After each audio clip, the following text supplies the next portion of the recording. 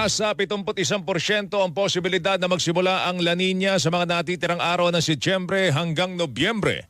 Ayon kay Joanne May Adelino, weather specialist ng Pag-asa, posibleng maranasan ang epekto po ng La Nina sa bansa hanggang unang yugto ng susunod na taon. Dahil dito, asahan niya ang hindi pangkaraniwang mas madalas na mga pagulan. Ayon naman kay Annalisa Solis, Assistant Weather Services Chief ng Pag-asa, inaasahang mararanasan po ng bansa ang weak o mahinang La Nina.